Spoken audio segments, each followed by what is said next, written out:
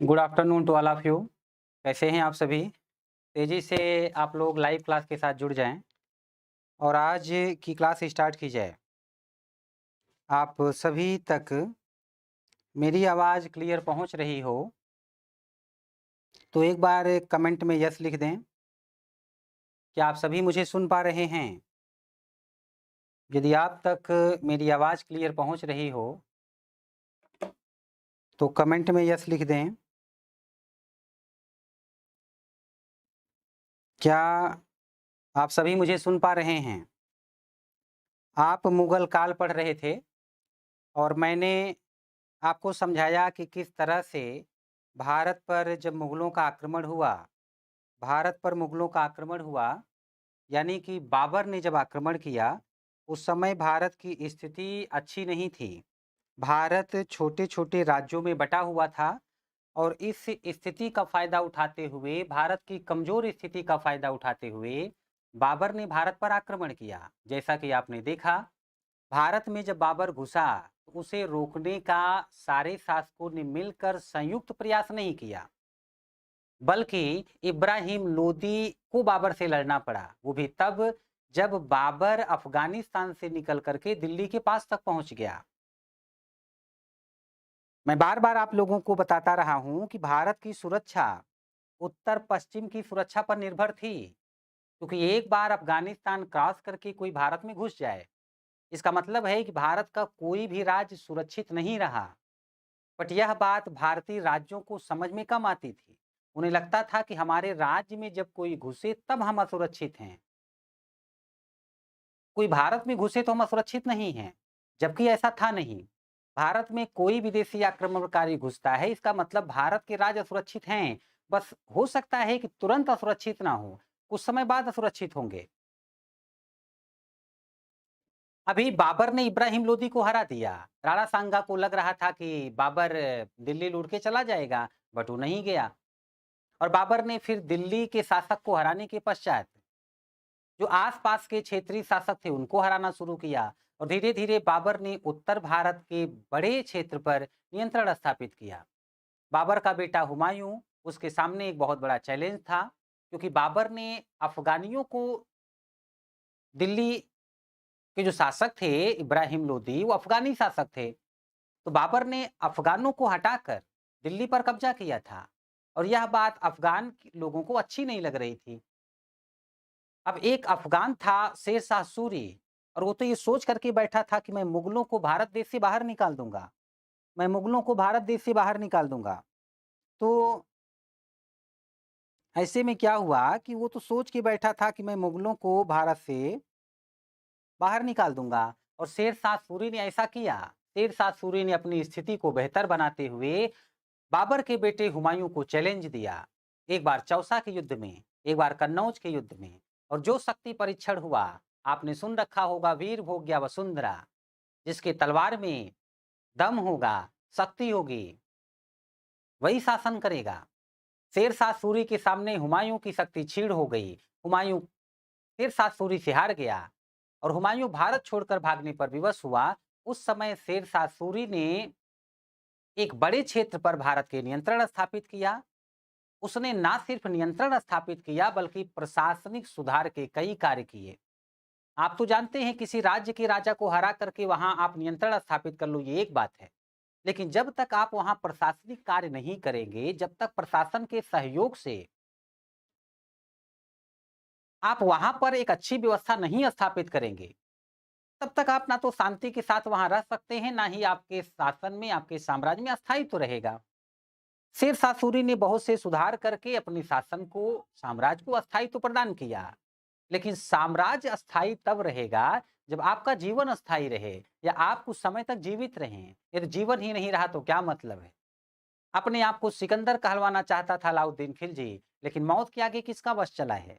अलाउद्दीन खिलजी बिना अपना स्वप्न साकार किए हुए चल बसा। सिकंदर स्वयं दुनिया जीतना चाहता था, बट उसको तो पता भी नहीं था दुनिया है कितनी बड़ी।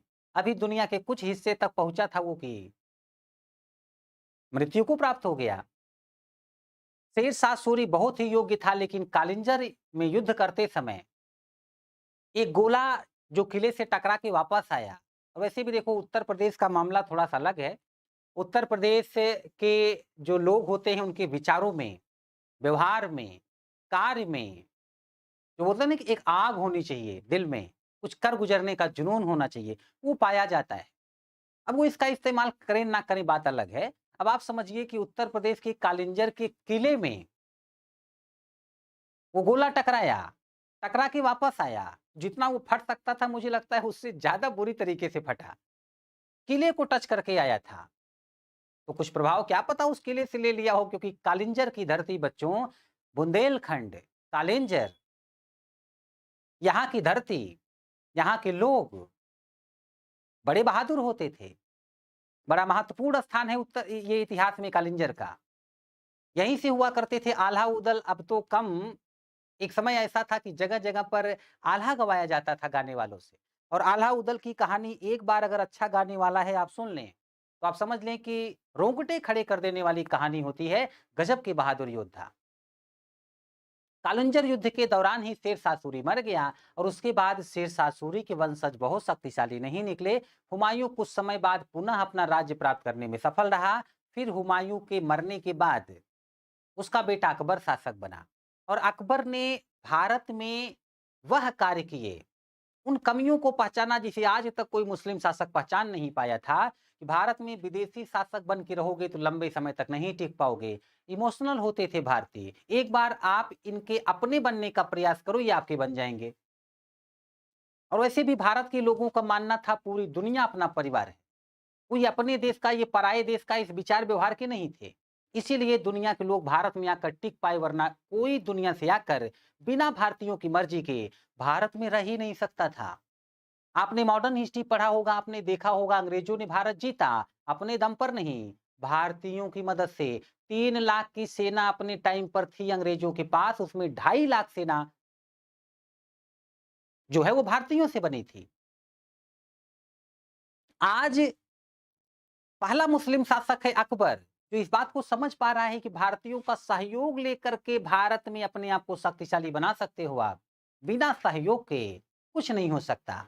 और आपने देखा अकबर ने कैसे राजपूतों से वैवाहिक संबंध स्थापित किए, सिखों के साथ मित्रता कायम की, किस तरीके से भारत के लोगों को मिला के चलने का प्रयास किया। धार्मिक कट्टरता की वजह से जजिया कर, तीर्थ यात्रा कर, जो इस तरह से कर लगते थे जिसमें एक बड़ा हिंदू समुदाय, हिंदुओं की एक बड़ी जनसंख्या प्रभावित होती थी, मुस्लिम शासकों का सपोर्ट नहीं करती थी। आज उस बड़ी जनसंख्या का सपोर्ट, सिंपैथी अकबर के साथ। और अकबर जो है उसने इसका इस्तेमाल करके एक विशाल साम्राज्य, शक्तिशाली साम्राज्य स्थापित कर लिया। और साम्राज्य इतना शक्तिशाली था कि लंबे समय तक यदि अकबर के बाद नाकारा उत्तराधिकारी भी शासन करें तो वो भी शासन कर ले जाएंगे। घर की नींव मजबूत है तो घर मजबूत है। अकबर ने जो मुगल साम्राज्य स्थापित किया, उसे इतना मजबूत स्थापित किया कि मैंने कहा था 300 साल तक मुगलों की हनक भारत ही नहीं दुनिया के कई देशों में होगी। तो उसके बाद जहांगीर शासक बना। मैंने आपसे कहा था कि जहांगीर लापरवाह व्यक्ति था, लेकिन उसके समय में उसकी पत्नी नूरजहां ने मोर्चा संभाला। चित्तौड़ जिससे लंबे समय से अकबर की दुश्मनी चलती आ रही थी, मुगलों की दुश्मनी थी, उससे मित्रता का संबंध कायम हो गया। जितना साम्राज्य अकबर का था जहांगीर के समय पर वो साम्राज्य बना रहा, शासन व्यवस्था सुचारू रूप से चलती रही। ये अलग बात है कि जहांगीर की पत्नी नूरजहां जो है वो शासन कार्यों में हस्तक्षेप करती थी और बहुत योग्य महिला थी। ये प्रश्न पूछा गया है कौन सी मुगल महिला मुगल राजनीति में हस्तक्षेप करती थी, यह महत्वपूर्ण स्थान था मुगल राजनीति में, किस महिला का? तो एकमात्र महिला है नूरजहां, वो एकमात्र महिला है नूरजहां। तो ऐसे में क्या है कि मैंने आपको जहांगीर के बारे में समझाया। अब जहांगीर के बाद जिस शासक के बारे में मुझे पढ़ाना है वो है शाहजहां। अब आप लोगों को मैं शाहजहां के बारे में पढ़ाने चल रहा हूं। और देखिए शाहजहां जिस समय शासक बना, शाहजहां जिस समय शासक बना था, जिस समय शासक बना उस समय पर भी मुगलों की स्थिति भारत में अच्छी थी। मुगलों की स्थिति भारत में बहुत अच्छी थी। अब शाहजहां क्या क्या करेगा मैं आपको बताऊंगा। देखिए टेंशन तो तब होती है जब हालात वैसे हों जैसे बाबर के सामने थे। टेंशन तो तब होगी जब हालात वैसे हों जैसे हुमायूं के सामने थे, जहांगीर के सामने बहुत बुरे हालात नहीं थे, अकबर के सामने भी बुरे हालात थे। पिताजी गुजर चुके थे, 13 वर्ष कुछ महीने का था बच्चा, है ना? तो आप समझ सकते हैं कितने लोग उस बच्चे को मारना चाहते थे जो मुगलों का उत्तराधिकारी बनने वाला था। तो जहांगीर के सामने ऐसे हालात नहीं थे। तो जाहिर-सी बात है जब सामने बहुत सी परेशानी हो तो व्यक्ति ज़िम्मेदारी उठाता है। परेशानी कम से कम हो तो व्यक्ति का नेचर है वो लापरवाह हो जाता है। जहांगीर के व्यक्तित्व में आपको लापरवाही दिखी होगी। अब सामने है शाहजहां, तो शाहजहां क्योंकि जहांगीर के बेटे हैं, योग्य पिता का योग्य पुत्र आपने सुना होगा, अयोग्य पिता का अयोग्य पुत्र आपने कम सुना होगा। वैसे इतना अयोग्य नहीं है कि मैं इसे कह सकूं कि बहुत अयोग्य शासक था, ऐसा कुछ नहीं है। बट ये है, इस मामले में मैं अयोग्य कह सकता हूं। अच्छा, आप लोग मेंटली प्रेजेंट हो तो एक बार कमेंट में यस लिखें, मैं आपको कुछ समझाना चाहता हूं, थोड़ा सा डीप में जाकर फिर आ जाता हूं। देखो, कई दिनों से मैंने क्लास नहीं ली थी, इसलिए आपसे कुछ पुरानी बातें करनी पड़ गई कि आप लोग थोड़ा-सा माइंड सेट कर लें कि क्या पढ़ने जा रहे हैं, अब तक क्या पढ़ चुके हैं। इसीलिए मैंने आपसे पुरानी बातें की, डायरेक्ट टॉपिक नहीं स्टार्ट किया। देखिए, जिस समय शाहजहां भारत का शासक है, उस समय की स्थिति ये है। देखो, आप तो एक बात समझ गए होंगे, आपको यदि ये लगे या भारत के लोगों को ये लगे कि हम अपने क्षेत्र में शांत हैं, हम किसी को अशांत नहीं करने जा रहे हैं, तो इसका मतलब हमें हमें हमारे यहाँ शांति बनी रहेगी, तो आप गलत हैं। इकलौता कोरोना वायरस ऐसा नहीं है जो चाइना से निकल करके दुनिया में फैल गया। कई बार इंसान के दिमाग का वायरस दुनिया को प्रभावित करता रहा है। क्या बिगाड़ा था भारत के लोगों ने सिकंदर का कि सिकंदर भारत जीतने चला आया था? अब किसी के दिमाग में ये बात आ गई कि मैं दुनिया जीतूंगा, तो वो तो दुनिया के लोगों को अशांत कर देगा।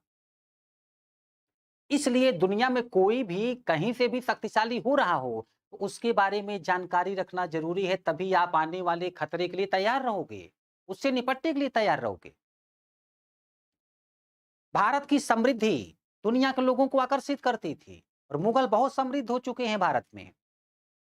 आज भी मुगल समृद्धि, आप ताजमहल देखने चले जाओ, उस ज़माने में दुनिया में उससे अच्छी बिल्डिंग कोई बनी दिख जाए तो बता देना। आप लाल किले में चले जाओ, दुनिया में उस समय का जो शाहजहां के समय पर जब लाल किला बना, इतना अच्छा भवन अगर दुनिया में कहीं दिख जाए तो बताना। ये बहुत समृद्ध शासक ही करवा सकता था। भारत में बहुत से व्यापारी, आप मॉडर्न हिस्ट्री में पढ़े होंगे, इस समय भारत में व्यापार करते थे। आने वाले समय में भारत के लिए वो चैलेंज खड़ा करेंगे और ऐसा क्यों कर पाएंगे ये भी समझा देता हूं मैं। इजराइल एक छोटा सा देश है, 4-4, 5-5 देशों ने मिलकर आक्रमण किया है उस पर, उसका कुछ बिगाड़ नहीं पाए। क्यों? इजराइल का बच्चा-बच्चा इजराइल की ताकत है। इजराइल का हर व्यक्ति, हर पुरुष महिला आर्मी की ट्रेनिंग लेता है। पूरा का पूरा देश वो सेना है और सारे के सारे देशभक्त हैं। राष्ट्रवाद है उनमें। जापानियों में राष्ट्रवाद, अमेरिकन में राष्ट्रवाद। जब राष्ट्रवाद की भावना होती है तो व्यक्ति अपने बारे में बाद में सोचता है, देश के बारे में पहले सोचता है। जिस दिन देश का प्रत्येक नागरिक ये प्रयास करना शुरू कर दे कि हम राष्ट्र को शक्तिशाली बनाएंगे, उस राष्ट्र को शक्तिशाली बनने में, समृद्ध बनने में समय नहीं लगता। ये समय ऐसा होगा कि जब यूरोप में बहुत से लोग अपने-अपने राजा को शक्तिशाली बनाने का प्रयास करेंगे, अपने देश को शक्तिशाली बनाने का प्रयास करेंगे। भले इसके लिए उनको दुनिया को लूटना पड़े, दुनिया को जीतना पड़े, दुनिया में व्यापार करके फायदा लाना पड़े, वो करेंगे।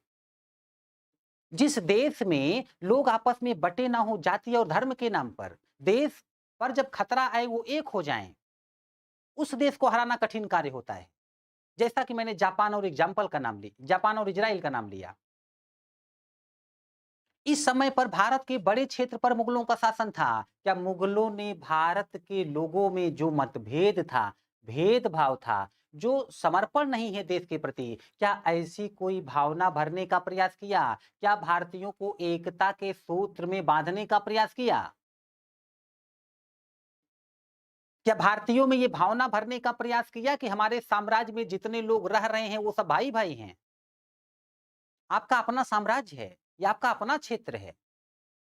यदि एक बार ये भावना लोगों में भर जाती, तो यकीन मानिए आने वाले समय में मुट्ठी भर लोग जो संगठित होकर भारत के बटे हुए लोगों को और बांटकर, मॉडर्न हिस्ट्री में आपने पढ़ा होगा अंग्रेजों की भारत में पॉलिसी थी डिवाइड एंड रूल, बांटो और राज करो। मुगलों ने भारत के लोगों में जो एकता स्थापित करनी चाहिए थी, वो नहीं स्थापित कर पाए ये। वो स्थापित करने में सफल रहे, असफल रहे और इसका असर आने वाले समय में दिखेगा। आप शासन कर रहे हैं, आपके पास भारत से जो आय मिलती है आपको, आपकी समृद्धि उससे दिख रही है। लेकिन आपने जनता को एक करने का कितना अच्छा प्रयास किया। और राजा की ताकत जनता होती है। ये नहीं कि आपने सेना बना ली, जनता विद्रोह करे, आप उस विद्रोह को कुचल दो। तो इस मामले में मुगल असफल रहे और आने वाले समय में आप देखिएगा, यदि राज्य या देश का राजा परेशान हो और जनता का इमोशन राजा के साथ हो, जनता एक साथ राजा के समर्थन में खड़ी हो जाए, कोई उस राजा का कुछ बिगाड़ नहीं सकता। बट आप देखिएगा, यही भारत में अंग्रेज मुगलों का ऐसा हश्र करेंगे फ्यूचर में कि अंतिम मुगल शासक बहादुर शाह जफर मरते टाइम 2 गज जमीन मांग रहा था कि सर हमें हमारी मातृभूमि में दफन होना है, मैं भारत में जन्मा हूं, मुझे वहां दफन करो। अंग्रेज उसको भारत में दफन करने के लिए 2 गज जमीन नहीं देंगे। आज भी मुगल शासक के कब्र पर लिखा है, लास्ट मुगल किंग बहादुर शाह जफर की कब्र पर लिखा है कि जफर तू तो इतना बदनसीब है कि 2 गज जमी भी ना मिली दफन के लिए। कोई बता सकता है लास्ट मुगल किंग जो था उसकी कब्र कहां है?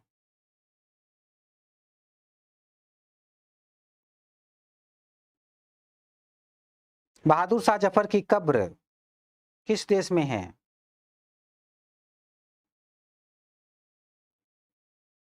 हाँ बिल्कुल, रंगून में है, यानी म्यांमार में है। तो इस तरह से क्या हुआ कि मुगल शासकों की शक्ति बढ़ रही है, साम्राज्य विशाल है, लेकिन साम्राज्य में रह रहे लोगों को एकता के सूत्र में बांधने का कोई कार्य नहीं कर रहे।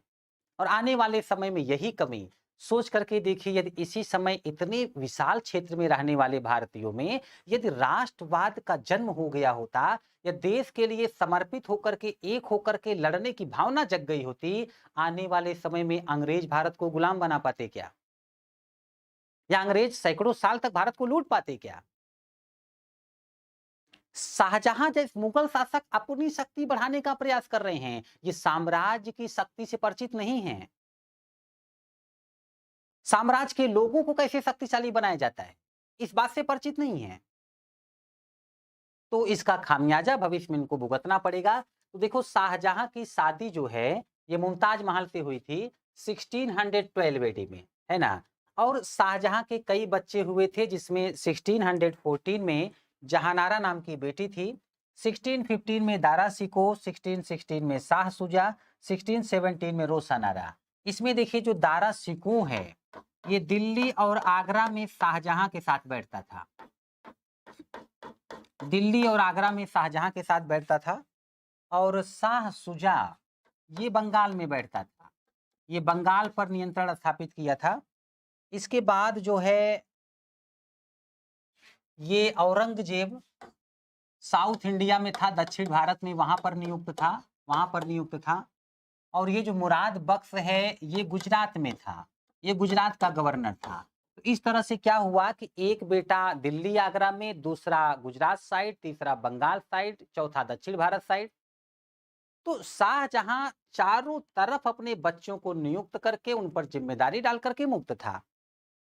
और जो मुक्त है वो फ्री है, उस समय का सदुपयोग करते हुए शाहजहां ने बहुत से कार्य किए। शाहजहां ने बहुत से कार्य किए, जैसे कि वैसे बलबन ने जो सिजदा पैबोस शुरू कराया था इसने समाप्त करवा दिया। तीर्थ यात्रा कर शुरू करवाया, कुछ समय बाद फिर समाप्त करवा दिया। हुगली से पुर्तगालियों को इसने भगाया, हुगली से पुर्तगालियों को भगाया। हर गोविंद जो सिखों के गुरु थे, छठे गुरु, इनसे मुगलों का संबंध थोड़ा सा खराब था, बाज, अश्व और नगर को लेकर। शाहजहां के पुत्र कहां कहां के गवर्नर थे मैंने बता दिया। अच्छा एक बात और, मुगलों के लिए उत्तर भारत पर नियंत्रण करना बहुत चैलेंजिंग नहीं रहा, लेकिन दक्षिण भारत पर नियंत्रण स्थापित करना बहुत चैलेंजिंग था। आप लोग मेरे साथ हिस्ट्री लंबे समय से पढ़ते आ रहे हैं, तो आपको तो पता होगा कि यह चैलेंज सल्तनत काल के शासकों के सामने भी था। अलाउद्दीन खिलजी दक्षिण भारत को लूटा था, लेकिन नियंत्रण स्थापित करने का प्रयास नहीं किया। उसे पता था नियंत्रण नहीं रख पाऊंगा मैं। मोहम्मद बिन तुगलक ने दक्षिण भारत पर नियंत्रण स्थापित करने का प्रयास किया, पर कहां कर पाया। दक्षिण राजधानी लेके गया, फिर चलाया वो दिल्ली राजधानी लेकर। तो अभी क्या है कि औरंगजेब के समय में औरंगजेब ने दक्षिण भारत में जो ये गवर्नर था, इसने दक्षिण भारत को 4 भागों में बांटा, जो मुगलों का साम्राज्य था साउथ में। तो एक खानदेश, दूसरा तेलंगाना, तीसरा बरार और चौथा है ये आपका अहमदनगर। चौथा अहमदनगर है। तो 4 क्षेत्रों में बांट करके शासन करने का प्रयास किया। वैसे औरंगजेब जो है वो दक्षिण भारत को बहुत अच्छे से समझता था। दक्षिण भारत में मुगल साम्राज्य बढ़ाने का प्रयास किया। अभी गवर्नर है तो प्रयास कर रहा है, आने वाले समय में मुगल शासक होगा तब भी प्रयास होगा। लेकिन दक्षिण भारत पर नियंत्रण स्थापित करना इतना कठिन कार्य था कि औरंगजेब दक्षिण भारत पर नियंत्रण स्थापित करने के चक्कर में बहुत लड़ा। नियंत्रण तो स्थापित नहीं कर पाया, उल्टा अपने ऊपर अपनी आत्मा पर से नियंत्रण हट गया और फाइनली यह व्यक्ति दक्षिण भारत में ही जाके मरेगा। पूछा जाता है किस मुगल शासक की कब्र दक्षिण भारत सिद्ध हो गई, वो औरंगजेब होगा। तो शुरुआत से इसकी दक्षिण भारत में दिलचस्पी थी। 1631 में 14वें बच्चे को जन्म देते हुए मुमताज महल की मृत्यु हो गई थी। तो इसी के बाद शाहजहां ने लंबे समय तक ताजमहल का निर्माण करवाया था। बेहद खूबसूरत बना है ताजमहल। आज भी लोग इसे प्यार की निशानी कहते हैं और इसको देखने के लिए दूर दूर से लोग आते हैं, देश से विदेश से। तो ताजमहल का जो मुख्य डिजाइनर था, जिसने इसकी डिजाइन बनाई, उसका नाम है उस्ताद अहमद लाहौरी। इसका प्रमुख जो मिस्त्री था वो ईसा खान था। आप सभी ने सुना होगा। देखो बेटा, मैं अभी क्योंकि हिंदी की लाइन पर ही फोकस करता हूँ, इंग्लिश के सेंटेंस टाइप करने वाले ने सही टाइप किए नहीं ये मुझे नहीं पता, क्योंकि मैं देख ही नहीं पाता। अगर आप लोग पढ़ते हो तो अपने हिसाब से करेक्शन कर लीजिएगा। आप लोगों ने सुना होगा कि जो कारीगर थे जिन्होंने ताजमहल बनवाया था, शाहजहां ने उन कारीगरों का हाथ कटवा लिया था, क्योंकि वो नहीं चाहता था कि कोई और ताजमहल बनवा पाए या मेरी बराबरी कर पाए, क्योंकि ताजमहल की बराबरी करने की बात नहीं थी। ताजमहल शाहजहां के लिए विशेष महत्व रखता था। तो आप समझ सकते हैं, आगरा में इस व्यक्ति ने मोती मस्जिद का निर्माण करवाया, मोती मस्जिद का। और उसके बाद शाहजहां ने आगरा से अपनी राजधानी ट्रांसफर करके दिल्ली कर लिया। अब मुझे एक बार आप लोग बताने का कष्ट करें कि राजधानी दिल्ली से आगरा कौन ले गया था। राजधानी दिल्ली से आगरा कौन ले गया था।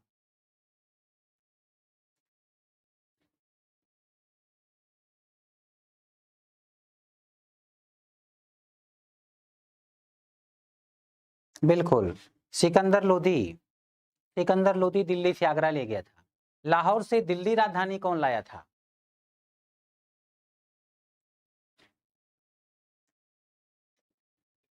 लाहौर से दिल्ली राजधानी कौन लाया था।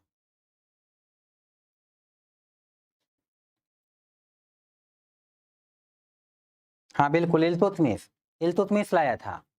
और आगरा से फतेहपुर सीकरी उस समय के लिए कौन अपनी राजधानी ले गया था। आगरा से फतेहपुर सीकरी कुछ समय के लिए अपनी राजधानी कौन ले गया था।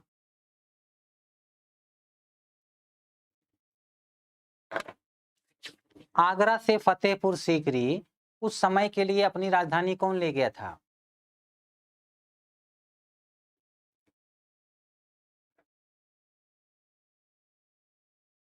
हाँ, अकबर। अकबर ले गया था। तो आप लोगों को तो सब याद है, इसका मतलब है कि आप लोग पढ़ाई में बड़ी मेहनत कर रहे हैं आजकल। तो यहाँ पर क्या हुआ, बहुत अच्छी बात है, एग्जाम सामने है, अच्छे से पढ़िए, रिजल्ट दीजिए, आपकी मेहनत सफल हो और हम लोगों की मेहनत भी सफल हो। तो यह व्यक्ति आगरा से राजधानी दिल्ली लेकर के आया और एक बार राजधानी आगरा से दिल्ली लाया तो दिल्ली में भी इसने अपना टैलेंट दिखाने का प्रयास किया। आप तो जानते हैं भवन निर्माण में बहुत रुचि रखता है ये। तो सभी मुगल शासकों की अपनी अपनी रुचि थी। जैसे हुमायूं अफीम का शौकीन था, अकबर नक्कारा बजाता था, एक प्रकार का वाद्य यंत्र।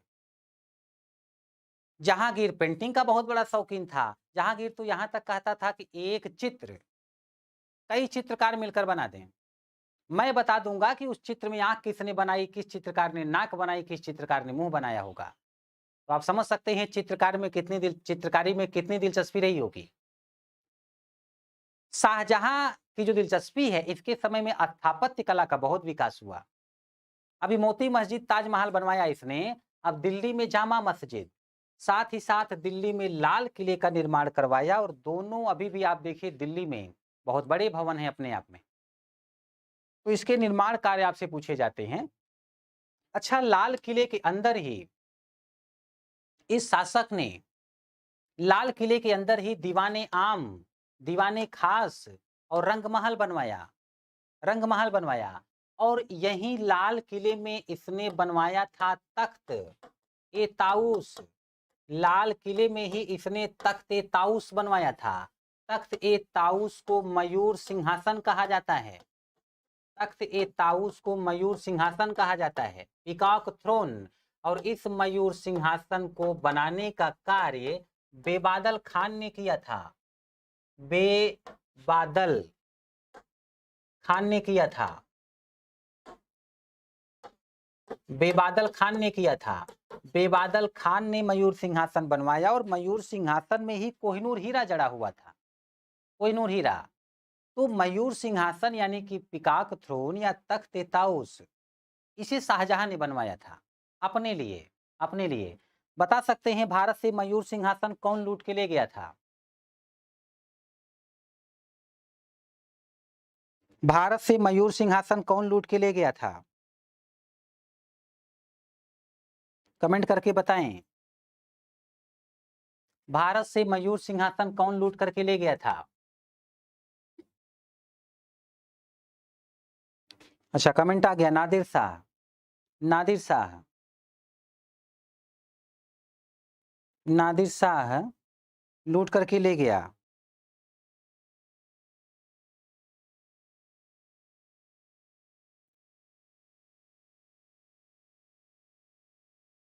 ठीक है। तो क्या हुआ कि ऐसे में इस व्यक्ति ने, अच्छा यदि आपसे पूछा जाए कि मयूर सिंहासन नादिर शाह ने किस स्थान से लूटा था, मयूर सिंहासन नादिर शाह ने किस स्थान से लूटा था, तो क्या कहेंगे? वाराणसी से। कहां से लूटा था? अब आप लोग कंफ्यूज होने लग गए। कई लोग आगरा लिख रहे हैं। बेटा राजधानी दिल्ली हो चुकी है, अब आगे के सारे मुगल शासक दिल्ली में बैठेंगे। तो आगरा में क्यों छोड़ेंगे मयूर सिंहासन? मयूर सिंहासन पर शासक बैठते थे, तो आगरा में किसके लिए छोड़ेंगे? क्या इसलिए छोड़ते कि उत्तर प्रदेश में जो भी मुख्यमंत्री हों वो आकर के आगरा में मयूर सिंहासन पर बैठे? अब तो दिल्ली पर फोकस है। और दिल्ली में जहां मुगल शासक बैठेंगे राजधानी में, वहां आगरा का ये सॉरी वहां पर मयूर सिंहासन होगा। तो आप बताइए कहां से लूटा होगा?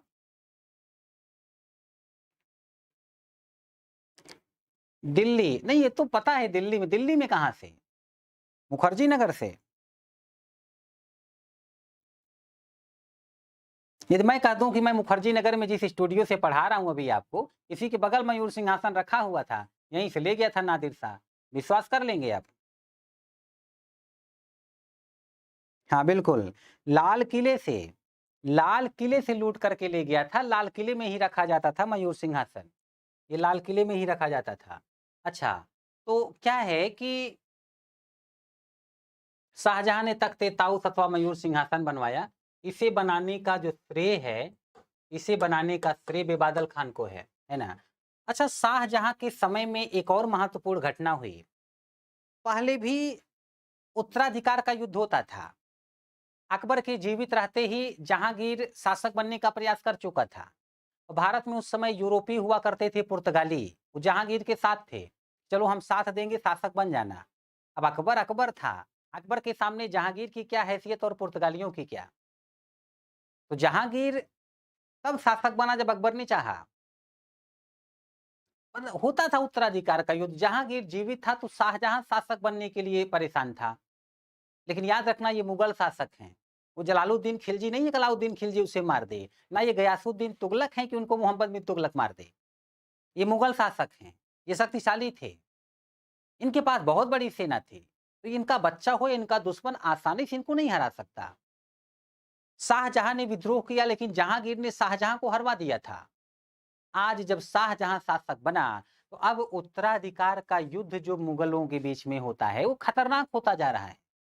एक समय तो देखिएगा ऐसी कंडीशन आएगी कि मुगल शासक की मृत्यु होगी, 1 महीने तक डेड बॉडी पड़ी होगी, कोई दफनाने वाला नहीं होगा। 1 महीने तक बच्चे आपस में लड़ के मर रहे हैं कि अगले शासक हम बनेंगे, अगले शासक हम बनेंगे। तो एक-एक दिन करके यह युद्ध खतरनाक होता जा रहा है। शाहजहां के 4 बच्चे थे, 4 में से एक ऐसा था जिसको शाहजहां बहुत पसंद करता था। उसका नाम था दारा शिकोह। उसका नाम था दारा शिकोह। सबसे ज्यादा दारा शिकोह को ही पसंद करता था। दरअसल दारा शिकोह जो है, ये दिल का बहुत अच्छा लड़का था। इसे लघु अकबर कहा जाता है। एक बार आप सभी मेंटली प्रेजेंट हो तो यस लिख दें। मैं कुछ बातें डिटेल से आपको समझाने चल रहा हूं। किसी ने पूछा है डायमंड कहां से आया है। साउथ इंडिया में गोलकुंडा जगह थी, गोलकुंडा।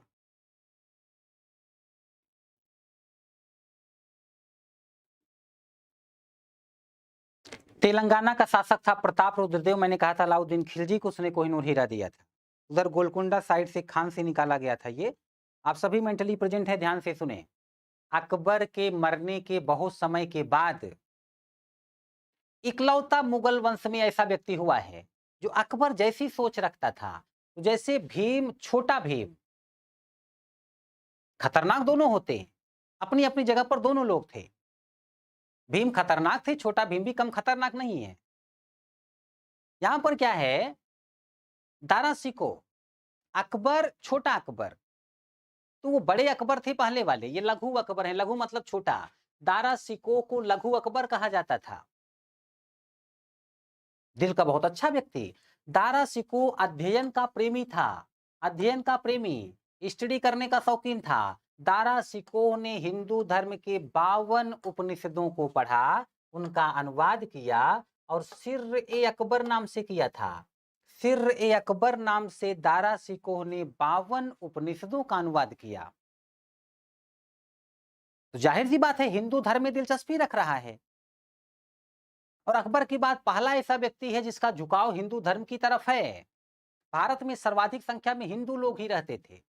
अगर हिंदुओं का समर्थन आपको प्राप्त है, इसका मतलब है कि आप शक्तिशाली बने रहेंगे। और आज तक मुगलों के साथ यही था। अकबर के मुख्य सेनापति थे मान सिंह। शाहजहां के मुख्य सेनापतियों में 2 नाम है, जय सिंह, जसवंत सिंह। एक से बढ़कर एक शक्तिशाली। ये मुगल सेनापति हैं, ये राजपूत सेनापति हैं जिसकी वजह से मुगल शक्तिशाली बने हैं और बने हुए हैं। कोई इनका कुछ बिगाड़ नहीं पा रहा। दारा सिकोह को बहुत पसंद करता था शाहजहां और इसी को अगला शासक बनाना चाहता था। यदि ये शासक बनता तो स्थिति अलग होती, बट ऐसा होगा नहीं। दारा सिकोह के जो 3 अन्य भाई थे, गुजरात के गवर्नर, बंगाल के गवर्नर, साउथ इंडिया के गवर्नर, उन तीनों ने अपने अपने को बादशाह घोषित कर दिया। तीनों ने अपने आप को कहा कि अगला बादशाह मैं हूं। तीनों अपने अपने क्षेत्र से निकल पड़े दिल्ली में बादशाह बनने। यहां ऑलरेडी अभी शाहजहां बैठा हुआ है बादशाह बनकर और दारा सिकोह बादशाह बनने की तैयारी में है शाहजहां की इच्छा से। 3 के 3 बच्चे इनके शाहजहां के बादशाह बनने के लिए निकल पड़े। तो अब जो कुछ होने वाला है इसी को कहते हैं उत्तराधिकार का युद्ध। उत्तराधिकार का युद्ध, बैटल ऑफ सक्सेशन। सक्सेशन। और मैं आपको बता दूं, शाह सुजा जो बंगाल का गवर्नर था, वो बंगाल से निकला। वो बंगाल से निकला। इस बात को आप मैप पर देखें। शाहजहां बंगाल से निकला, ये शाह सुजा। शाह शुजा जब बंगाल से निकला, तो बंगाल से निकल करके जब वो आ रहा था इधर दिल्ली की तरफ, तो वाराणसी के पास ही बहादुरगढ़ नाम की जगह पर बहादुरगढ़ नाम की जगह पर युद्ध हुआ। बहादुरगढ़ का युद्ध बहादुरगढ़ का युद्ध हुआ और बहादुरगढ़ के युद्ध में राजपूत सेनापति जय सिंह ने शाह शुजा नाम के मुगल शासक शाहजहां के बेटे को हरा दिया। तो शाह शुजा हार गया। इनकी कहानी यहीं पर खत्म। इसके बाद देखें, इनकी कहानी यहां पर खत्म हो गई और इसके बाद जो है, इसके बाद हुआ ये कि शाहजहां का एक बेटा गुजरात साइड से आगे बढ़ा। शाहजहां का एक बेटा गुजरात साइड से आगे बढ़ा और जब वो गुजरात साइड से आगे बढ़ा तो मुराद बख्श नाम था, उसका नाम मुराद बख्श था, है ना। तो बहादुरगढ़ में जय सिंह ने इधर शाह शुजा को हरा दिया। इसके बाद मुराद बख्श जो गुजरात का गवर्नर था,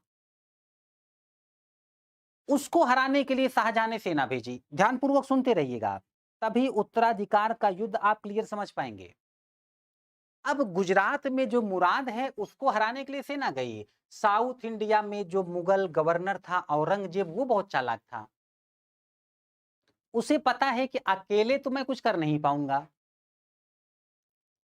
शाहजहां की सेना का कुछ बिगाड़ नहीं सकता मैं, लेकिन यदि मैं मुराद के साथ मिल जाऊं, शाह हार चुका है अकेले, यदि औरंगजेब मुराद के साथ मिल जाए तो दोनों मिल करके यदि शाहजहां की सेना का सामना करें तो क्या पता कुछ रिजल्ट अच्छा आ जाए। अब लड़ाई होने वाली है 1658 ईस्वी में, धर्मत की लड़ाई। लड़ने के लिए भेजा गया है जसवंत सिंह को और साथ में जसवंत सिंह के एक और सेनापति था मुगलों का, कासिम खान। दोनों लोग गए हैं। लड़ाई होने वाली है, सामने शाहजहां और मुराद बख्श नाम के शाहजहां के बेटे हैं। शाह शुजा और ये औरंगजेब औरंगजेब और ये मुराद बख्श नाम के शाहजहां के दो बेटे हैं। लड़ने के लिए गए हैं जसवंत सिंह और कासिम खान। पर समस्या ये हुई कि औरंगजेब चालाक बहुत था और औरंगजेब ने कासिम खान को प्रस्ताव दे दिया कि हमारे साइड हो जाओ, जब मैं बादशाह बनूंगा, जिसका चांस बहुत ज्यादा है, मैं प्रमोशन कर दूंगा आपको बहुत लाभ दूंगा। अब कासिम खान ने धोखा दे दिया, जसवंत सिंह की स्थिति खराब, जसवंत सिंह हारने लग गए। लेकिन जसवंत सिंह ने अपनी कंडीशन खराब देख करके युद्ध से पीछे हटना बेहतर समझा। युद्ध से पीछे हट गए, चले गए अपने राज्य में, राजस्थान से थे। लेकिन राजपूताना में कहा जाता था कि राजस्थान की राजपूताना में कि पीठ दिखाकर दुश्मन को नहीं आओ, मर जाओ लड़ते हुए, पर पीठ मत दिखाना। जसवंत सिंह की पत्नी ने महल का गेट तक बंद कर लिया कि पीठ दिखा करके आए हो, मुंह मत दिखाना। आज की कंडीशन होती, किसी महिला का पति इस तरीके से किसी तरह से बच के बाहर से घर आया होता, तुरंत उसकी आरती उतारी जाती, कहा जाता कि ठीक है, ये जो करवा चौथ वगैरह का व्रत रखते हैं ना हम, इसी वजह से हमारे पुण्य से आज बच करके आए हो, और दोबारा कहीं जाना मत, जब टैलेंट नहीं है तो क्यों जाते हो इमोशन दिखाने, आज के बाद घर रहो। इस तरह से दोबारा अपने जीवन को रिस्क में मत डालना। बहुत अच्छा कि ये भाग करके चले आए। पर उस समय राजपूताना का इतिहास कुछ ऐसा था, पीठ दिखा करके अगर आ गया पति तो पत्नी ने कहा हम गेट तक नहीं खोलेंगे, अपना पीठ दिखा करके क्यों आए। ये अलग बात है कि जसवंत सिंह ने सही स्टेप लिया था। तो अभी क्या हुआ, ऐसे में ये जसवंत सिंह जब हारने लगे, पीछे हट गए, तो जाहिर सी बात है कि अब शाहजहां के बेटे जीत गए, औरंगजेब जीत गया। और अब जब औरंगजेब आगे बढ़ा तो 1658 ईस्वी में औरंगजेब का सामना हुआ शाहजहां के सबसे प्रिय पुत्र दारा शिकोह से, और दारा शिकोह को भी औरंगजेब ने आसानी से हरा दिया। अब बारी थी पिता की, क्योंकि शाहजहां दारा शिकोह को सबसे ज्यादा प्यार करता था, इसलिए नाराजगी की वजह से शाहजहां को गिरफ्तार करके जेल में डलवा दिया औरंगजेब ने। और इतनी नफरत करता था कि कई बार शाहजहां औरंगजेब से मिलना चाहा, औरंगजेब ने ना मुलाकात की, शाहजहां को प्यासा मार देता था ये। पानी तक नहीं पीने देता था उन्हें, इतना टार्चर करके रखा। अपने अंतिम दिनों में शाहजहां ताजमहल को निहारते हुए मर गए। वही तो जीवन की एकमात्र पूंजी उनकी बची थी।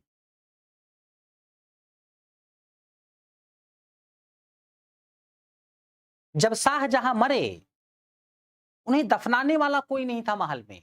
महल के कुछ नौकर और कुछ हिजड़ों ने ले जाकर के मुमताज महल के बगल वहीं ताजमहल में शाहजहां को दफन कर दिया। बहुत क्रूर था औरंगजेब। अपने भाई जब दारा सिकों की हत्या की थी इसने, दरअसल इसने दारा सिकों को विधर्मी घोषित करा दिया था। मैं बताता हूं आपको क्या होता है ये विधर्मी का मतलब क्या है।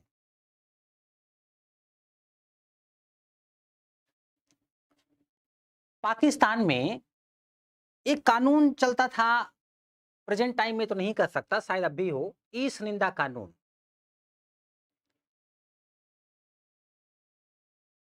यदि कुछ लोग मिलकर किसी ऐसे व्यक्ति पर जो इस्लाम धर्म से संबंध नहीं रखता, इस्लाम धर्म का नहीं है, उस पर यह आरोप लगा दे कि इसने इस्लाम धर्म की निंदा की, तो इस निंदा कानून के तहत उसे सजाए मौत हो जाएगी। इस कानून का बड़ा दुरुपयोग हुआ है पाकिस्तान में। बहुत से अल्पसंख्यकों के लिए टार्चर का कारण बना दिया गया, ये कानून टार्चर का कारण बन गया। क्योंकि दारा सिकों का झुकाव हिंदू धर्म की तरफ था, इसलिए इसे विधर्मी घोषित करा के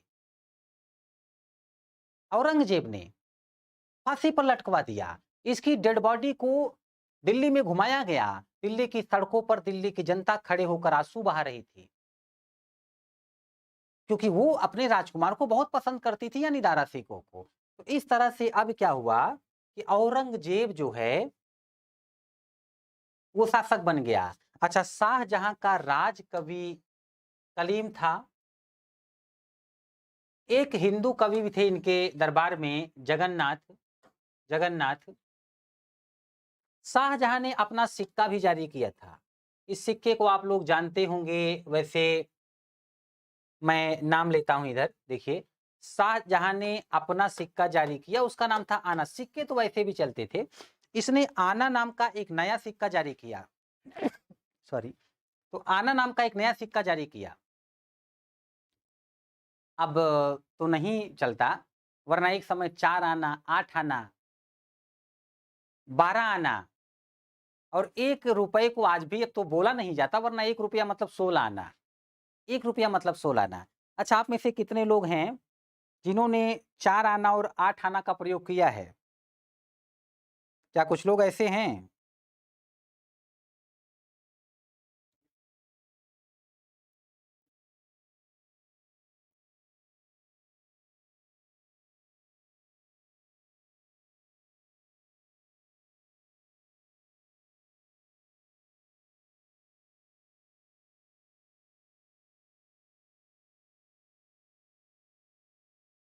अच्छा, काफ़ी लोग हैं। क्या बात है। नहीं, आप में से अगर काफ़ी लोगों ने यस नहीं लिखा होता तो मुझे सोचना पड़ता अपने बारे में कि कितना पुराना टाइम लगता है। मैंने देखा हुआ है। तो बहुत कम समय हुआ, अभी कुछ वर्ष पूर्व ही 4 आना, 8 आना ये सब चलता था। तो शाहजहां के समय में एक और महत्वपूर्ण घटना घटित हुई थी। कंधार, जो अफ़गानिस्तान में था और मुगलों के पास रहा था, जहांगीर के समय में स्वतंत्र हुआ था, फिर मुगलों के पास आ गया। फाइनली शाहजहां के समय में कंधार हमेशा हमेशा के लिए मुगल नियंत्रण से बाहर हो गया। बड़ा सामरिक महत्व था कंधार का। कंधार पर भारत के शासक का कंट्रोल होने का मतलब है कि कोई भी दुश्मन शासक पाकिस्तान से निकलकर कंधार से आगे, अफगानिस्तान से निकलकर कंधार से आगे नहीं बढ़ सकता। मैं फिर कह रहा हूं, भारत की सुरक्षा भारत के उत्तर पश्चिम की सुरक्षा पर निर्भर थी। तो कंधार हाथ से निकलने का मतलब है कि आने वाले समय में समस्या। अच्छा, पीटर मुंडी, ट्रेवेनियर, बर्नियर, मनुची शाहजहां के समय में आए थे। ये कई विदेशी यात्री हैं जो समय समय पर आए हुए थे। तो चलिए, अब मैं जिस शासक की बात करने जा रहा हूं उस शासक का नाम है औरंगजेब। यहां तक कोई डाउट हो तो बता दें, फिर मैं आगे बढ़ जाऊं। यहां तक कोई डाउट हो तो बता दें।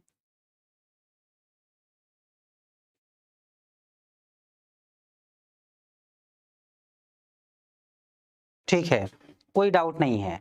चलिए अब औरंगज़ेब के बारे में सुनिए।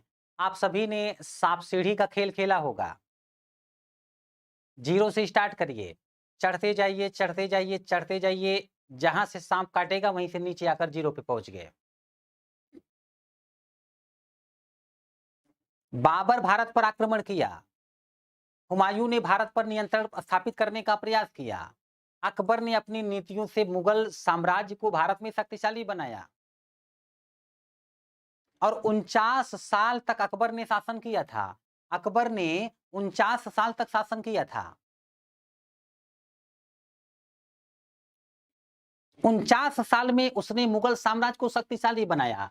अब जो शासक शासन करने चल रहा है, अब जो शासक शासन करने चल रहा है, इसका भी शासन काल है 49 साल। औरंगजेब का शासन काल सर्वाधिक समय तक शासन करने वाला मुगल शासक यही है, सबसे लंबा शासन काल था।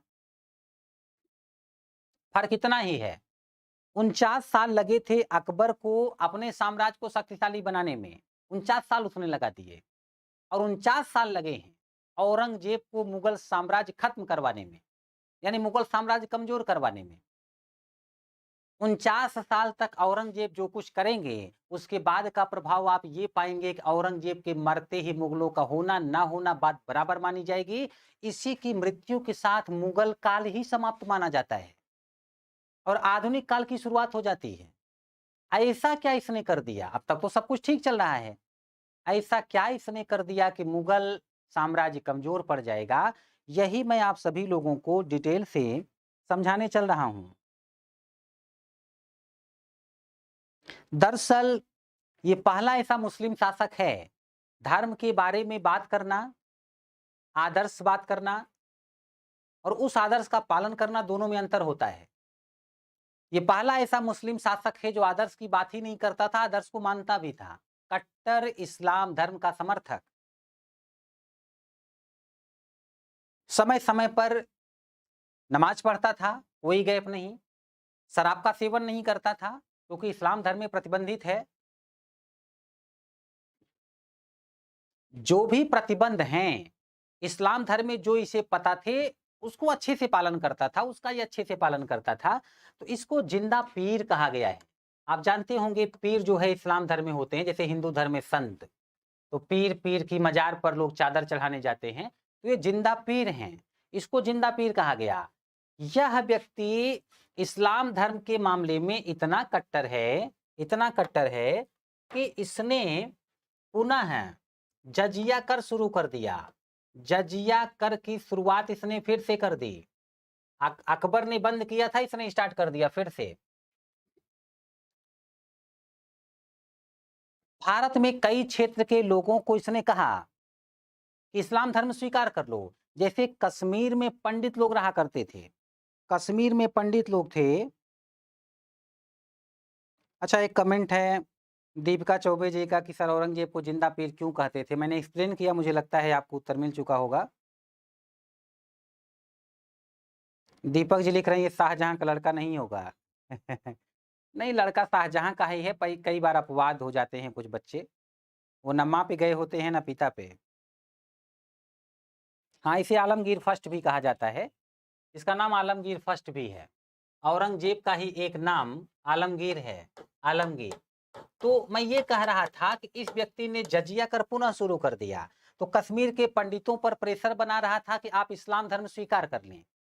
अच्छा, कश्मीर साइड में उधर पंजाब, इन सब क्षेत्रों में सिखों का प्रभाव था और सिख हिंदू धर्म के बहुत बड़े सपोर्टर रहे हैं। पंडितों ने सिखों से मदद ली और सिखों के 9वें गुरु थे तेग बहादुर।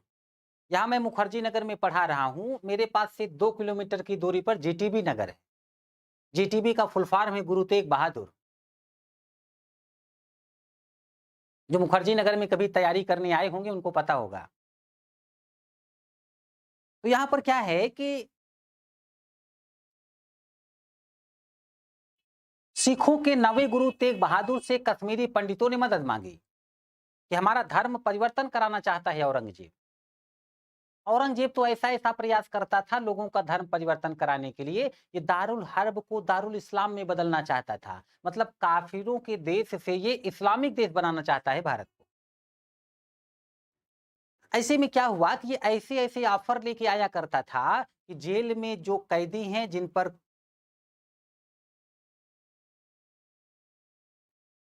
कोई गंभीर मुकदमा है, उन्हें सजा हो सकती है। यदि वो इस्लाम धर्म स्वीकार कर लें, तो सजा भी माफ हो जाएगी, साथ ही साथ सरकारी नौकरी भी मिलेगी। ज्वाइनिंग लेटर मिल जाएगा, जेल के अंदर ही, जाओ सरकारी कर्मचारी बनकर। तो सोच करके देखिए बहुत से लोग फिर प्रयास करेंगे कि जो कैदी हैं, गंभीर सजा भुगत रहे हैं, वो उनको क्या समस्या है? जीवन उज्जवल हो जाएगा। ऐसा कई लोगों को लगा होगा और वो स्वीकार भी किए होंगे। इसके प्रमाण भी मिले हैं प्रोफेसर्स को। तो सिखों के 9वें गुरु ने कहलवा दिया कि जा करके औरंगजेब से बोल दो, यदि उसे किसी को बनाना है मुस्लिम या इस्लाम धर्म स्वीकार करवाना है, तो पहले मुझसे बात करे। कृष्णा जी लिख रहे हैं मगर इसके सेना में हिंदू ज़्यादा थे। बिल्कुल थे लेकिन रहेंगे नहीं अब बहुत समय तक, मतलब यही तो कारण है।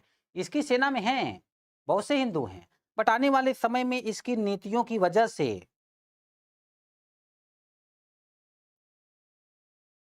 इसकी नीतियों की वजह से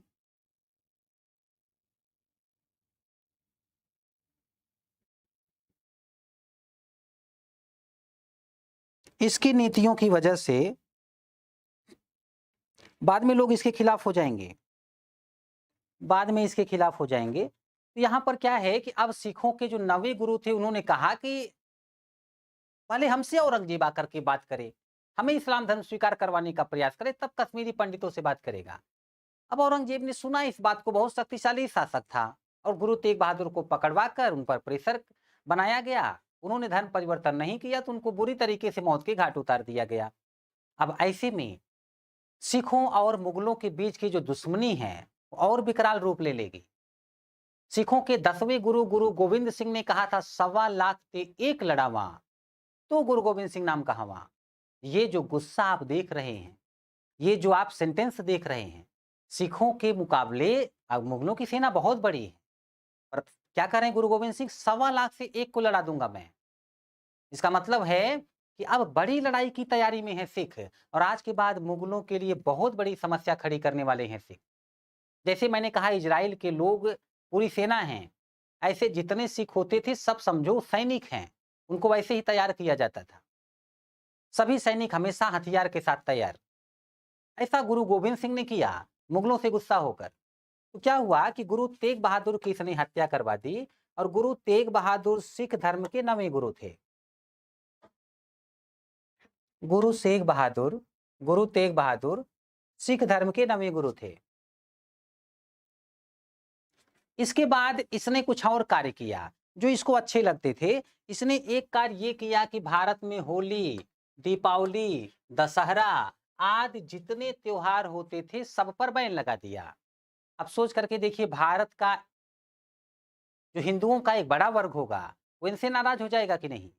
भाई कुछ तो ऐसे भी लोग होंगे जिनको लगेगा कोई बात नहीं, दुख के दिन हैं, ऊपर वाले की कुछ इच्छा होगी, कुछ हमारा कर्म होगा जिसे हम भुगत रहे हैं। वो कुछ लोग जब परेशान होते हैं किसी को दोष नहीं देते, पर कुछ लोग तो दोष देते हैं ना। तो ऐसे में बहुत से हिंदू नाराज हो जाएंगे। यहाँ तक कि इसने नाचने और गाने तक पे प्रतिबंध लगा दिया। मैं तो कई बार सोचता हूँ कि अच्छा है कि औरंगजेब अभी नहीं है इस टाइम पर, वरना कितने सारे एक्टर और एक्ट्रेस के कैरियर पर तो समझिए कि प्रश्न चिन्ह लग जाता। मतलब ही खत्म था, मतलब ही खत्म था। ना नाच हो पाता ना गाना।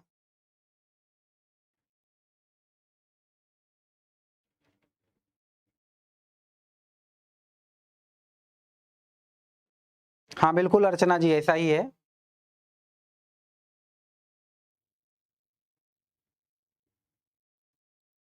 एक कमेंट है, सर जो हिंदू सैनिक थे वो उस समय हिंदू थे या धर्म परिवर्तन करके मुस्लिम हो गए? नहीं, ऐसा कुछ लोग हुए हों तो हुए हों, ये सारे लोगों के साथ नहीं है।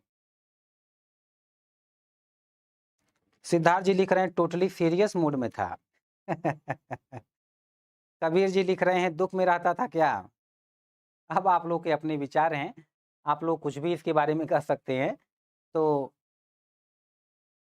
ऐसे में क्या है कि अब ये नाचने गाने तक पे प्रतिबंध लगा दिया। तो जैसा कि मैंने कहा, इसका उद्देश्य था दारुल हर्ब को दारुल इस्लाम में बदल देना,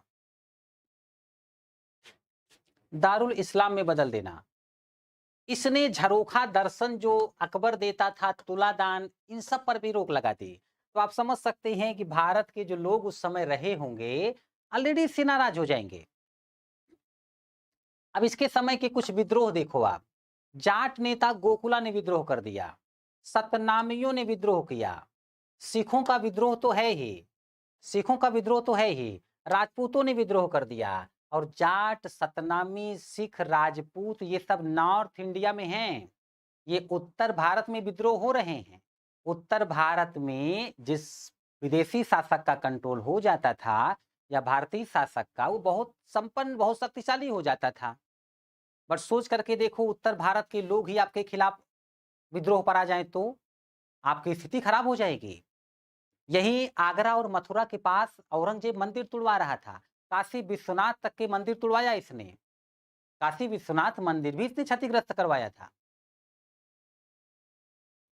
आगरा मथुरा के जाट नाराज हो गए और जाटों ने अपनी नाराजगी कुछ ऐसे दिखाई। आगरा के पास सिकंदराबाद में अकबर की कब्र थी। जाटों ने अकबर की कब्र खोद करके अकबर की हड्डियां जला डाली। मतलब समझ पा रहे हैं आप? ये हिंदू धर्म का तरीका है, जला करके अंतिम संस्कार करना। इस्लाम धर्म का तरीका है दफन कर देना।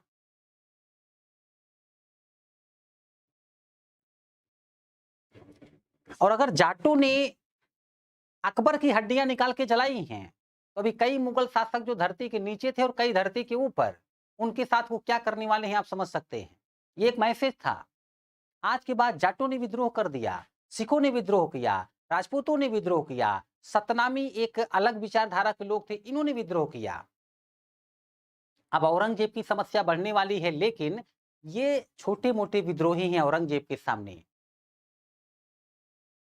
मैं आप लोगों को शुरू से बताता आ रहा हूं कि भारतीय किसी का कुछ नहीं बिगाड़ पाते थे तो बद्दुआ देते थे।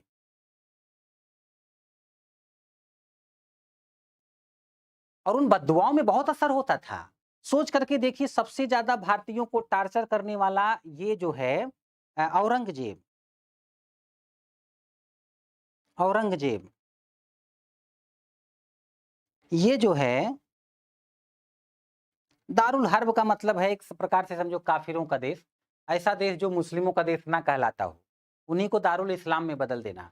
तो यहाँ पर क्या है कि अब भारत के लोग जब किसी का कुछ नहीं बिगाड़ पाते थे तो उसे बद्दुआ देते थे। बद्दुआओं में बड़ा असर होता था, तो बद्दुआएं इसको भी मिली होंगी। और वैसे एक बात समझ लीजिए, जो भारत के लोग थे, इनका शुरुआत से ही ये मानना था कि जब अत्याचार बढ़ जाता है तो या तो ऊपर वाले धरती पर अवतार लेते हैं और फिर अधर्मियों को मारते हैं, जैसा रामायण काल महाभारत काल में हो चुका है। भगवान कृष्ण तो गीता में कह के गए थे, यदा यदा ही धर्मस्य ग्लानिर्भवति भारत। भारतीयों का इस बात में बहुत विश्वास था।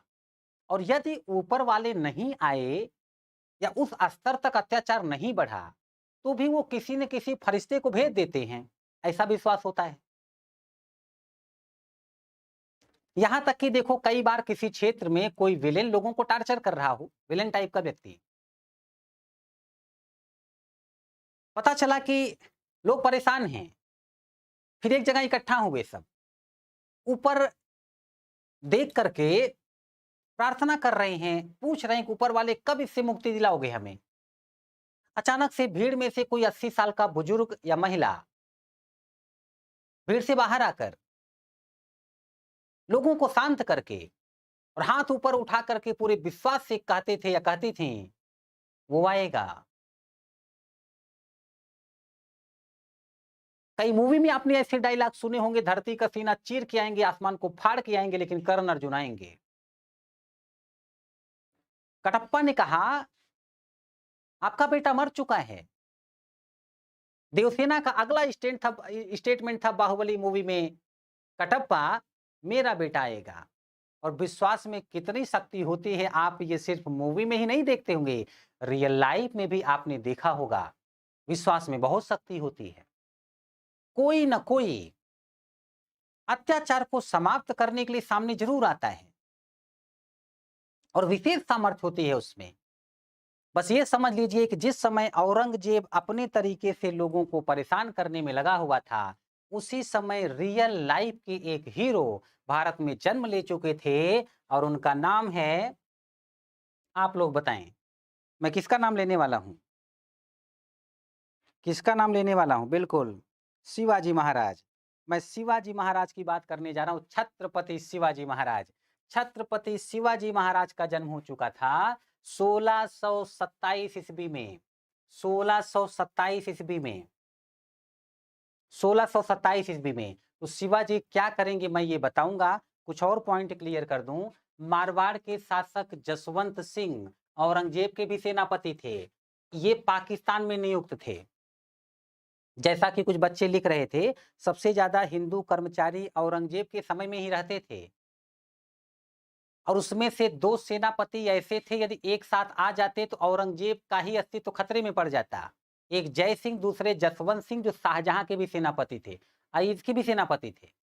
लेकिन इसने जय सिंह को साउथ इंडिया में नियुक्त किया था, जसवंत सिंह को पाकिस्तान में। दोनों सेनापतियों को एक साथ आने ही नहीं दिया और दोनों को दूर दूर भेज करके उत्तर भारत में अपनी धार्मिक कट्टरता की नीति लागू कर रहा था।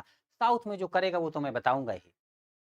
जसवंत सिंह की मौत हो गई, पत्नी प्रेग्नेंट थी।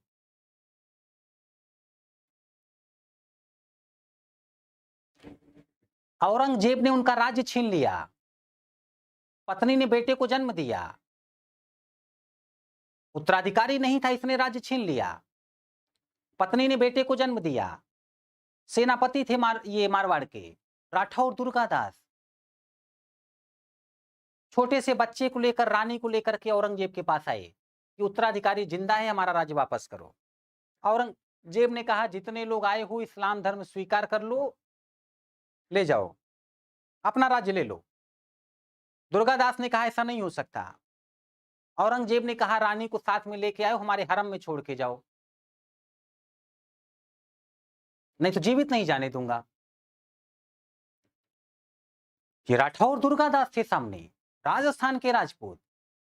बुरी तरीके से मारते काटते हुए मुगल सेना को, रानी और बच्चे को सुरक्षित लेकर के दिल्ली से निकल गए। इतने बहादुर थे कि आज भी मारवाड़ के उस क्षेत्र में जहां राठौर दुर्गादास जहां से थे, वहां आज भी कहा जाता है, माताएं ऐसे पुत्रों को जन्म दे जैसे थे राठौर दुर्गादास।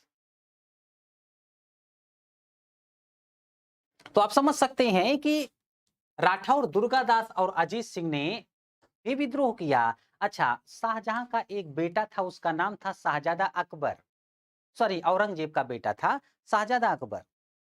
तो क्या हुआ कि शाहजादा अकबर जो है ये औरंगजेब का बेटा था।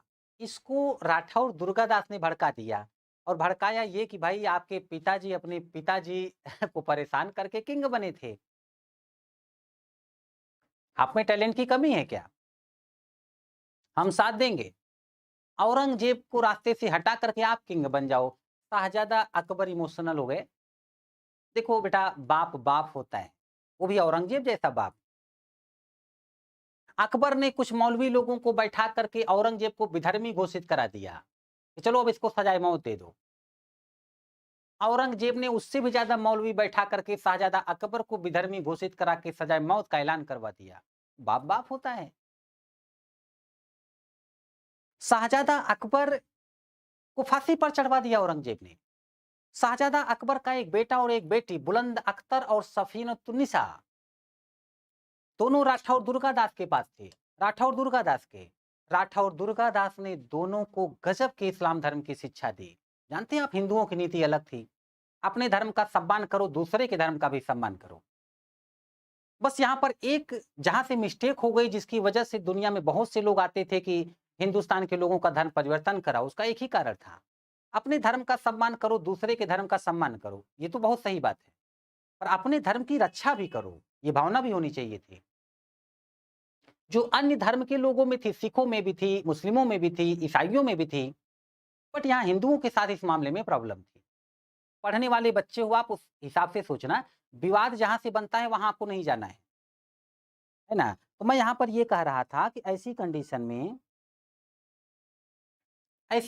में क्या हुआ कि अब शाहज़ादा अकबर के बच्चों को राठौर दुर्गादास ने इस्लाम धर्म की शिक्षा दिलाई।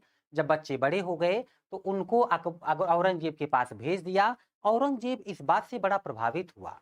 औरंगज़ेब को ये अच्छा लगा कि मतलब हिंदू होकर के हमारे बच्चों को इस्लाम धर्म का विद्वान बनवा के भेजा है। बाद में औरंगज़ेब और राठौर दुर्गादास अजीत सिंह के संबंध काफ़ी अच्छे हो गए, है ना? तो बहुत से विद्रोह हुए और अब मैं जिस विद्रोह की बात करने जा रहा हूँ, जो सबसे ज़्यादा मुगल साम्राज्य को हानि पहुँचाएगा, वो है मराठा विद्रोह। बट इससे पहले कि मैं समझाना शुरू करूँ,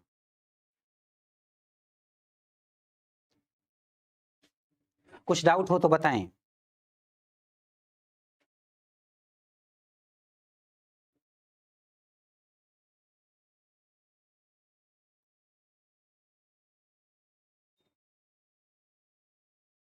क्या ये यूपीएससी प्रीलिम्स के लिए इनफ है?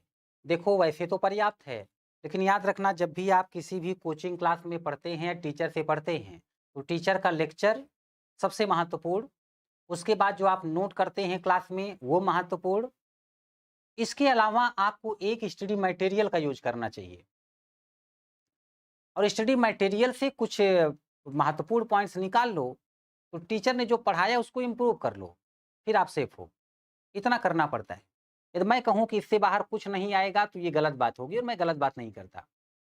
आप ये कर सकते हैं, अभी देखो एग्ज़ाम सामने है, यदि इस बार का आईएएस या पीसीएस देने जा रहे हैं, तो आप इससे अलावा सिर्फ़ प्रीवियस ईयर सॉल्व करिए बस। यदि आपको बाद में एग्ज़ाम देना है, तो आप ये कर सकते हैं या तो किरण कंपटीशन की बुक लेके पढ़िए और या तो अगर डिटेल से पढ़ना चाहते हैं, किरण कंपटीशन में तो एंशिएंट, मेडिवल, मॉडर्न सब है। यदि आप डिटेल से पढ़ना चाहते हैं तो आप बीएल ग्रोवर की बुक ले लीजिए या बिपिन चंद्रा की। 1 मिनट, यदि आप इससे ज़्यादा डिटेल से पढ़ना चाहते, मैं तो मॉडर्न हिस्ट्री पर बोलने लग गया था, तो मैं मेडिवल हिस्ट्री यहाँ पढ़ा रहा हूँ और मेडिवल हिस्ट्री में इससे ज़्यादा मुझे लगता है कि किरण कंपटीशन की बुक से पढ़ लीजिए तो ठीक है, नहीं तो एनसीईआरटी आप तो ऑलरेडी पढ़ते ही होंगे। यूपीएससी, स्टेट पीसीएस की तैयारी करने वाले बच्चे वो तो पढ़ते ही हैं, वहाँ से कुछ पॉइंट निकाल लीजिए बस सफिशिएंट है।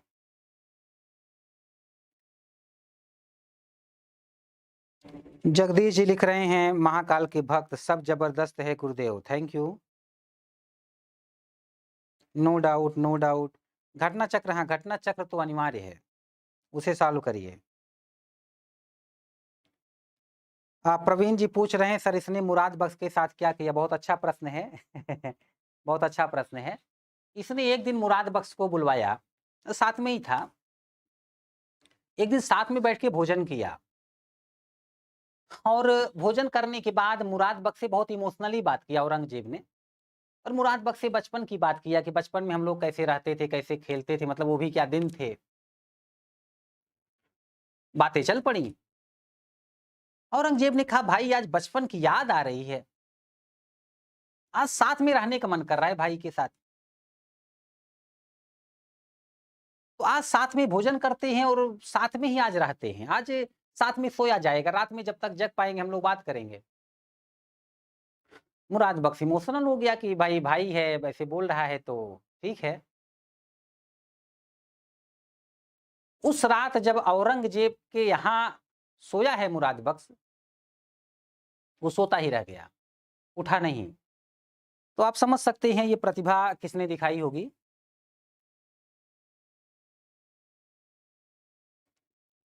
कबीर जी लिख रहे हैं ये टोपी बुनता था ना सर, टोपी बुनने का काम उस सल्तनत काल का एक शासक करता था। थाल में भूसा भरवा दिया था।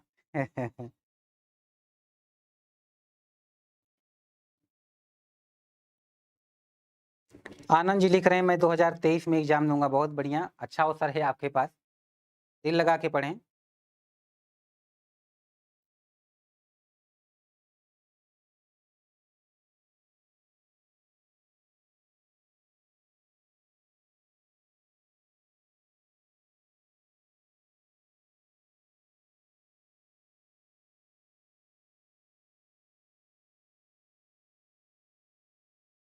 संत रामदास इसी समय पे थे बेटा। ये शिवाजी के गुरु थे।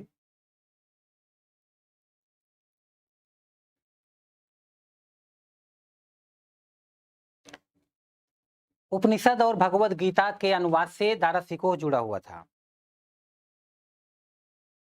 सर अभ्युदय सफिशिएंट होगा कि नहीं? देखो बेटा, बहुत डिटेल से पढ़ा रहा हूं मैं, जाहिर सी बात है सफिशिएंट है, लेकिन आप लोगों को थोड़ा सा और इम्प्रूव करना चाहिए, ये समझदारी होती है।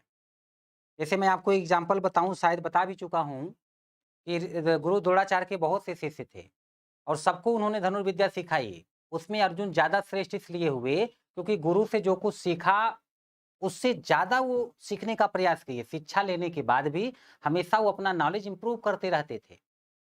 स्वर्ग तक गए, देवलोक से भी तमाम दिव्यास्त्र लेकर के आए, भगवान शिव की आराधना करके उनको प्रसन्न करके उनसे भी पास उपास लिया। तो आपको मैं ये बोल दूं कि सफिशिएंट है, आप संतुष्ट हो जाओ। इससे अच्छा है कि मैं ये बोल रहा हूं कि देखो 80% तो मैंने कवर करा दिया, 10% आप प्रीवियस ईयर सॉल्व करते हुए, कोई स्टडी मटेरियल पढ़ते हुए आप इंप्रूव कर लोगे खुद को, और बाकी 10% कमीशन ऐसे प्रश्न करता है कि कोई उसका उत्तर दे ही ना सके।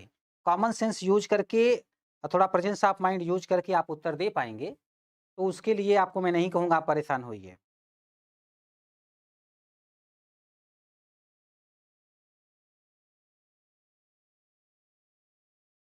एकलव्य जैसा कोई नहीं था। एकलव्य माना कि अच्छी धनुर्विद्या का ज्ञान था एकलव्य को, लेकिन परिपक्व नहीं हुए थे, अभी सीख ही रहे थे वो। भविष्य में अंगराज कर्ण और अर्जुन को फाइट दे पाते कि नहीं दे पाते अलग बात है।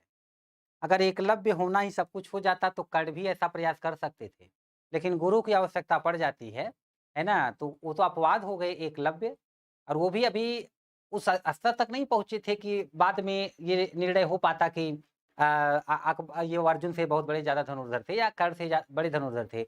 गुरु की आवश्यकता पड़ती है, ऐसा नहीं होता। तो आप देखिए, कर्ण को अपनी पहचान छिपा करके गुरु परशुराम से धनुर्विद्या सीखनी पड़ी थी।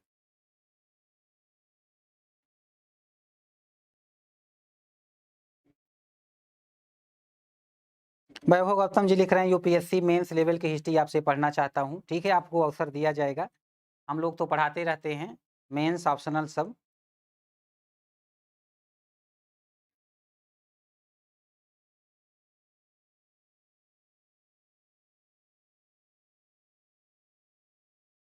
सतीश चंद्रा की बुक अच्छी है, पढ़ सकते हैं आप।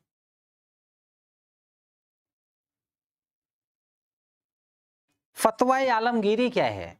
ये उस समय समझिए कानून की एक पुस्तक है, औरंगजेब ने तैयार करवाया था।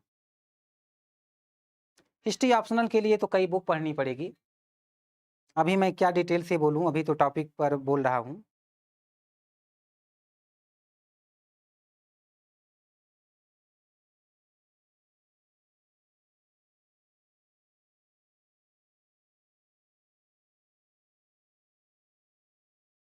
जगदीश जी लिख रहे हैं, सर सबसे बड़ा एग्जाम्पल है कि आज गूगल बाबा के होने के बाद भी हम लोग आपसे पढ़ रहे हैं।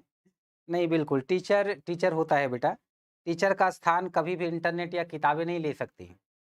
सबका अपना महत्व है, इंटरनेट का अपना महत्व है, बुक्स का अपना महत्व है, और टीचर का महत्व अपनी जगह है। सर जिहाद क्या है, दीपिका जी का क्वेश्चन है। बेटा मैं जब बाबर पढ़ा रहा था तो इस पर बोल चुका हूँ।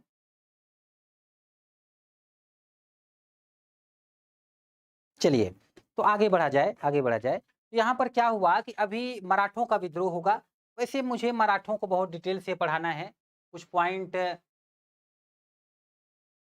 मैं अभी डिस्कस करूंगा, तो कंप्लीट आपको समझा नहीं पाऊंगा, कंप्लीट समझा नहीं पाऊंगा।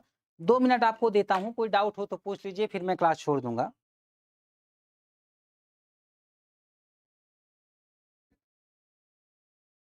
आनंद जी लिख रहे हैं टीचर है टीचर, बिल्कुल।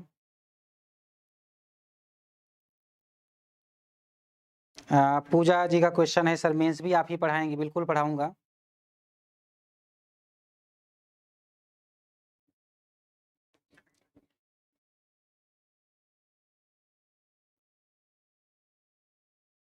तो बेटा आज के लेक्चर में यहीं तक, है ना? आज के लेक्चर में यहीं तक, मिलेंगे नेक्स्ट क्लास में। हाँ, शुरू के क्लासेस का वीडियो अपलोड है, आप देख सकते हैं यूट्यूब पर।